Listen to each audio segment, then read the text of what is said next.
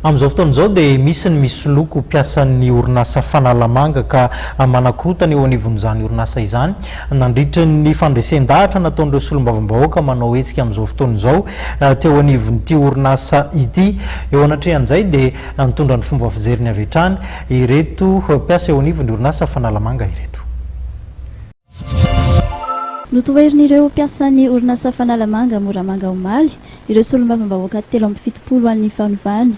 Raha ny piasan'ny andresy lahatra ireto piasa ireto ireo parlementaire dia tsy nanaiky hatramin'ny farany ireto piasa.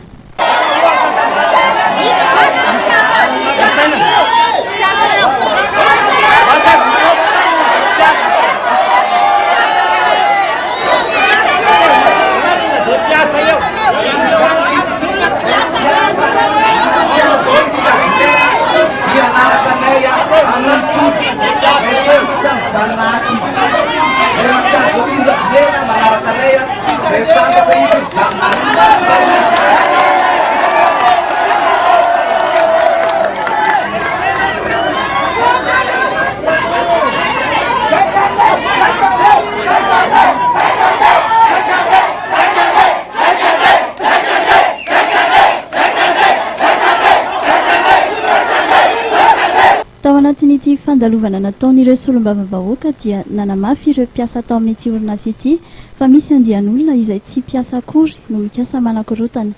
Piasa izay tsy manana fanamariana no mikasa manakorotana ka anisan'ny notoerin'ireto piasa mitsipaka fanakorontanana ireto. Ny taky filaminana ary mahatsiaro voaharo ireto piasa ireto. Ho antsika rehetrarehetra piasa ato atsangano tanany izay sambatra miasa ato.